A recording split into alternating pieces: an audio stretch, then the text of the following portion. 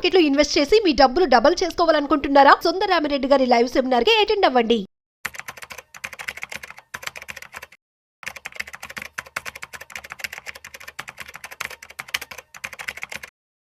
Hi Vijayawada one day class room webinar ground success అయిన తర్వాత చాలా మంది యూజర్స్ హైదరాబాద్ లో ఎప్పుడైనా అడుగుతున్నారండి. వాళ్ళ కోసం హైదరాబాద్ లో ఫస్ట్ టైం అచ్చం ETFs, index funds and mutual funds మీద one day class room training అనమాట. ఫస్ట్ టైం అండి ఇలాంటి ప్రోగ్రామ్ ఒకటి కండక్ట్ చేయడం. మామూలుగా అయితే మేము టెక్నికల్ ఆన్సర్స్ అన్ని కలిపి మేము ప్యాకేజ్ లో పెడుతుంటాం. బట్ ఇక్కడ అలా కాదు, only ETFs and index funds and mutual funds మీద one day full pledged class room training అనమాట. అండ్ ఇంట్రెస్ట్ ఉన్న పార్టిసిపెంట్స్, మీరు కనుక వెల్త్ క్రియేట్ కావాలన్నా, వెల్త్ మెయింటైన్ చేద్దాం అనుకున్నా, లేదా వెల్త్ ప్రొటెక్షన్ చేసుకుందాం అనుకుంటే ఏ అసెట్స్ మీకు ఎలా యూజ్ అవుతుంది, ఈటీఎఫ్స్ అంటే ఏంటి, ఇండెక్స్ ఫండ్స్ అంటే ఏంటి, మ్యూచువల్ ఫండ్స్ అంటే ఏంటి, వాటిని ఎలా మేనేజ్ చేసుకుందాం అని తెలుసుకోవాలనుకుంటే ఈ వెబినార్ మీకు బాగా యూజ్ అవుతుంది. కాబట్టి ఇంట్రెస్ట్ ఉన్న పార్టిసిపెంట్స్ ఇన్ హైదరాబాద్ వాళ్ళు ఈ క్లాస్ రూమ్ ట్రైనింగ్కి మీరు ఎన్రోల్ అవ్వండి. All the best. Hello viewers, welcome back to our channel. ప్రస్తుతం మనతో పాటు ఉన్నారు స్టాక్ మార్కెట్ అనలిస్ట్ సుందరరామిరెడ్డి గారు. సార్తో మాట్లాడదాం. నమస్తే సార్. నమస్తే మా. సార్, మనము చాలా మందిని చూస్తూ ఉంటాం, ఎంతో రిచ్గా బతికినా కూడా ఆఖరికి చనిపోయే టైంకి వాళ్ళకి తినడానికి తిండి కూడా ఉండదు. రీసెంట్గా చూసుకుంటే Nicolas Cage, American actor and producer కూడా, మరి ఆయన సంవత్సరానికి 500 కోట్లు సంపాదిస్తారు. బ్యాంక్ కరప్ట్ అయిపోయింది, దివాలా తీశారు.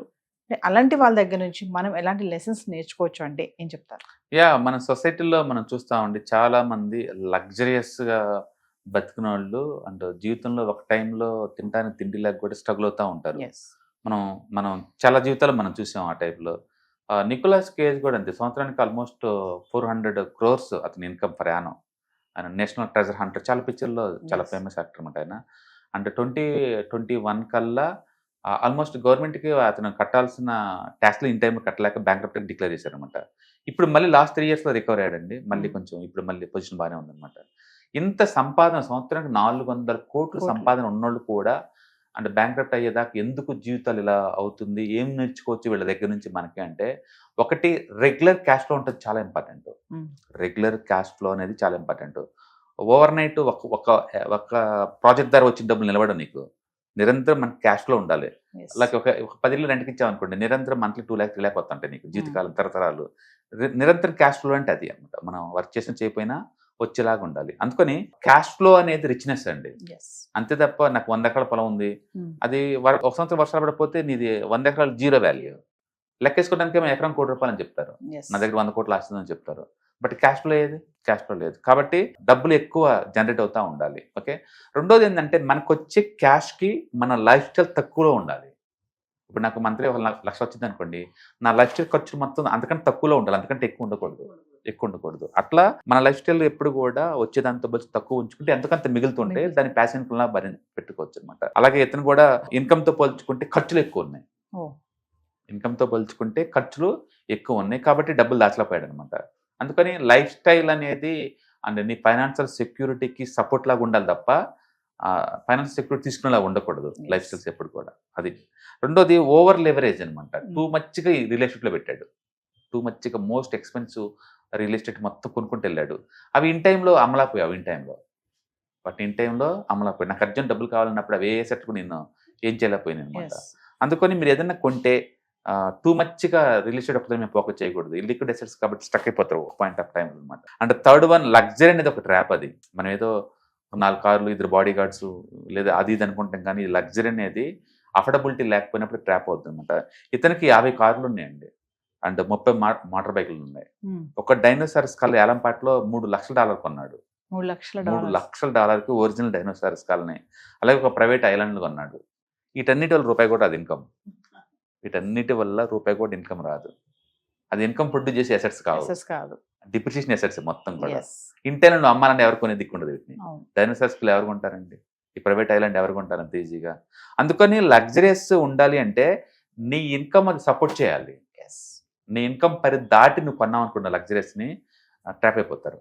అందుకని మెజారిటీ పీపుల్ ఏంటంటే డూప్లెక్స్ హౌస్లను కొంటారు. 20 లక్షలు 30 లక్షలు 30 కోట్లు 20 కోట్లు 30 కోట్లు పెట్టేసి. ఆ టైంలో ఎమోషనల్ బాగానే ఉంటుంది. 1 or 2 years ఇన్కమ్ బాగుంది, లైఫ్ స్టైల్ బాగుంటుంది. ఇన్కమ్ ఎప్పుడైతే ఆగిపోయిందో దీన్ని ఈఎంఐ కట్టలేరు. ఇంకా ఈఎంఐ చూస్తే మంత్లీ 4-5 లక్షలు కట్టాలి. జాబ్ పోయినప్పుడు ఇన్కమ్ పోయింది కదా. అంటే ఫ్యూచర్లో వచ్చే జాబ్ ఇన్కమ్ చూసుకొని కొంటారు వీళ్ళు, ఇప్పుడు ఉన్న ఇన్కమ్ బట్టి కాదు. ట్రాప్ అవుతారు. ఇప్పుడు దాన్ని అమ్మనం లేడు, దాని మెయింటెనెన్స్ ఫీజే Maintenance. మంత్లీ 1 lakh ఉంటుంది. ఎస్ అలాంటి లైఫ్ స్టైల్, అందుకని లగ్జరియస్ లైఫ్ స్టైల్ అఫోర్డబిలిటీ ఉందా లేదా మనం చెక్ చేసుకోవాలి. రైట్, అందుకని ఇతను టూ మచ్ లగ్జరీకి వెళ్ళాడు, సో ట్రాప్ అయిపోయాడు. And fourth one, quick money always disappear very fast. Yes ఒక లారీ టికెట్ లో డబ్బు వస్తే జీవితకాలం ఉండదు, అది వచ్చిన స్పీడ్ గా.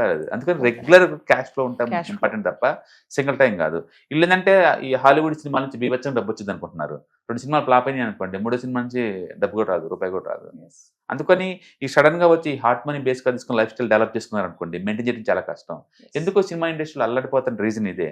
2 సినిమాలు హిట్ అవ్వగానే ఇక నాకు సినిమాలు ఇలా వస్తాయి 10-20 అనుకుంటారు, లైఫ్ స్టైల్ పెంచుకుంటూ పోతారు. ఎస్ ఈ ప్రైవేట్ హెలికాప్టర్లు కొంటాలు, ఒక 10 మంది కార్లు కొంటాలు, సెక్యూరిటీ గార్డులు పెట్టుకోవటాలు, సొంతంగా మేకప్ మ్యాన్లు, డైటిషియన్లు పెట్టుకుని ఇవన్నీ చేస్తుంటారు. 2 సినిమాలు ఫ్లాప్ అయింది అనుకోండి, ఇన్కమ్ లేదు కదా, ఇంకా ఎస్ ఈ మొత్తం ఎలా మేనేజ్ చేస్తారు ఇంకా. అందుకని ఎక్కువ ఇలాంటి స్టోరీస్ మనం ఫిల్మ్ ఇండస్ట్రీలో వింటాం. సడన్ గా లైఫ్ స్టైల్ వాళ్ళే పెంచుకునేది, వేరే ఇండస్ట్రీలో ఇంతగా లైఫ్ స్టైల్ ఎక్స్పెన్స్ చేసుకోరు ఎవరు. ఎస్ ఓకే, అందుకని ఇన్కమ్ ఏమో 1-2 సినిమాల ద్వారా వచ్చింది, అది ఆగిపోయినప్పుడు అన్నీ ఆగిపోతున్నాయి అనమాట. అందుకని క్విక్ గా వచ్చి మన ఏది కూడా సస్టైనబిలిటీ ఉండకపోవచ్చు. ఎస్ నెక్స్ట్, మీరు అప్పుల్లో ఉన్నారనుకోండి, ఇన్కమ్ ప్రయారిటీ ఇవ్వాలి. అప్పుల్లో ఉన్నప్పుడు ఇతను బ్యాంక్రప్ట్ గా డిక్లేర్ చేయాలి, వచ్చిన ఆస్తులు మొత్తం అమ్మేసుకుంటూ పోతుంది ఒక్కొక్కటి. అందుకని మీద ఏదైనా ఆస్తులు కనుక ఉంటే వాటి అమ్మటం ఏం చేసుకోండి, ముందు అప్పులు క్లియర్ చేసుకోండి. అప్పులు ఉండని చెప్పి మీకు పీస్ ఆఫ్ మైండ్ దొరకదు, ఏం చేయాలో అర్థం కాదు. అందుకని అప్పులు ఏదైనా ఉంటే టైంలో వెళ్ళే. అండ్ మీకు ఏదన్నా డబ్బు అవసరం, ఇక లైఫ్ స్టైల్ మెయింటైన్ చేయలేకపోతున్నాను అనుకోండి, అన్నెసరీ థింగ్స్ అన్ని అమ్మేసుకుంటూ పోండి. మనోడికి 50 కార్లు ఉన్నాయి, అమ్మేసే. 30 బైక్లు ఉన్నాయి, అమ్మేసే. ప్రైవేట్ ఐలాండ్ అమ్మకాన్ని పెట్టేసే. స్కల్ డైమండ్ స్కల్ అవసరం లేదు, అమ్మేసేయండి. మొత్తం అమ్మేసుకొని ఎంచక్క ముందు అప్పులు క్లియర్ చేసుకోండి. Yes. ఎందుకంటే ఈ ఎసెట్ ప్రొడ్యూస్ చేయవయి, అవును ఏ ఎసెట్ ఏదైతే ప్రొడ్యూస్ చేయట్లేదు వాటి మొత్తం అమ్మేసుకోవడం బెటర్. మనోడు కూడా అంతే, మొత్తం అమ్మేసుకొని కూర్చున్నాడు. మొత్తం అమ్మేసుకున్న తర్వాత అప్పులని మొత్తం తీసేసాడు. నెక్స్ట్ సర్కిల్ ఏంటంటే రిపిటేషన్ అనేది ఎనీ టైంలో మనం బిల్డ్ చేసుకోవచ్చు. మన దగ్గర స్కిల్ అనుకుంటే hero never be zero. Yes అందుకని రిపిటేషన్ అని చెప్పినది. రిపిటేషన్ కోసం చెప్పేసి ఫాల్స్ మిస్టేజ్ కోసం వీటన్నిటి నువ్వు మేనేజ్ చేయలేవు, వీటన్నిటిని పెట్టుకొని మేనేజ్ చేయలేవు. అందుకే చాలా మంది ఏదో నమ్మాలి అంటే ఏమైనా అనుకుంటారేమో, ఇలా సొసైటీ భయపడతారు, పరువు పోతుంది పరువు పోతుందేమో అనుకుంటారు. ఇన్సెక్యూర్ తో బతికే బదులు ఈ బెటర్ కదా ఎస్ ఇవి. అందుకని మనోళ్ళు వెంటనే చాలా వరకు అసెట్స్ మొత్తం అమ్మి అప్లని క్లియర్ చేసుకున్నాడు. తర్వాత 22లో పిగ్ అని మూవీ తీశాడు, సూపర్ హిట్ అయింది. తర్వాత వెయిట్ ఆఫ్ మ్యాసివ్ టాలెంట్ అని 22లో తీశాడు, అది కూడా హిట్ అయింది. సో అందుకని repetition any point of skill అంటే ఉంటే మనం ఆ స్కిల్ ద్వారా మనం డెవలప్ అవ్వచ్చు అనమాట. ఎస్ సో ఇది. తర్వాత లైఫ్ స్టైల్ ఎప్పుడు కూడా మన ఫైనాన్స్ మ్యాటర్ డిక్టేట్ చేయకూడదు. లైఫ్ స్టైల్ మీ ఇన్కమ్ తగ్గట్టు లైఫ్ స్టైల్ ఉండాలి తప్ప, ఇన్కమ్ తగ్గింది అనుకోండి లైఫ్ స్టైల్ తగ్గించుకోండి, తప్పేం లేదు. ఎవరో ఏదో అనుకుంటారనే బదులు నీకు కంఫర్ట్ ఉందా లేదని చాలా ఇంపార్టెంట్ ఇక్కడ. ఓకే, సో మనడు కూడా అంతే, ఎర్నింగ్స్ ఎప్పుడైతే తగ్గిపోయినాయో లైఫ్ స్టైల్ కూడా తగ్గించుకున్నాడు, దాన్ని సెట్ అయిపోయాడు. అండ్ ఫైనాన్స్ ఎప్పుడైనా రావచ్చు నీకు మళ్ళీ ఆ లైఫ్ స్టైల్.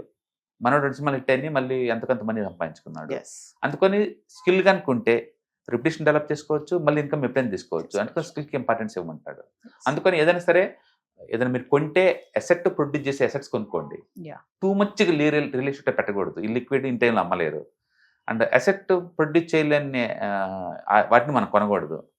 చాలా మంది ఆర్టికల్స్ రేర్ పీసెస్ అని చెప్పి అవి కొంటా ఉంటారు, వర్కౌట్ అవుతాయి అన్ని కూడా, Yes. క్యాష్ ప్రొడ్యూస్ చేయమన్నమాట. లైఫ్ స్టైల్ ఎప్పుడు ఖర్చులు మన కంట్రోల్లో ఉంచుకోవాలి.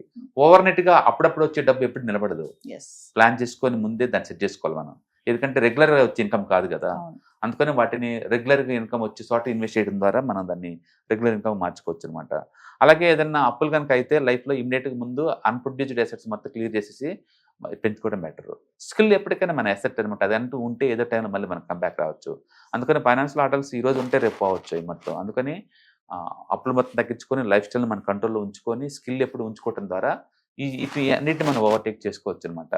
ఊహించు, సంవత్సరానికి 400 కోట్లు సంపాదించే వాళ్ళు అండ్ 2020 కల్లా రోడ్డు మీదకి వచ్చాడు అంటే మనం ఊహించండి, 50 కార్లు 40 బైక్లు ఒక ఐలాండ్స్ ఉన్న వ్యక్తులు చిన్నోళ్ళు కాదు. ఇదే మనం మైక్ టైసన్ చూసాము, బోరిస్ వెల్సన్ చూసాము, అండ్ మన తెలుగు సావిత్రి గారు, చూసాము, yes. అంటే కాంతారావు చూసాము. పెద్ద పెద్ద లైఫ్ స్టైల్ వాళ్ళు, ఎంత లావిష్, కొన్ని 100 మంది బతికారు వాళ్ళ మీద పడి. అలాంటి వాళ్ళు ఈ ఫైనాన్షియల్ ప్లానింగ్ లేక, ఓకే, Yes. లేక ఇన్నోసెన్స్ తోటి అండ్ లాస్ట్ మూమెంట్లో ఏం దాచుకోకపోయింది అనమాట. పోయింది. అందుకని everybody have to think about retirement planning yes and asset వచ్చే చోట ప్రొడ్యూస్లో ఇన్వెస్ట్మెంట్ చేసుకుంటూ పోవటాలు, ఇవి చాలా కంపల్సరీ ఉంచుకోవాలన్నమాట.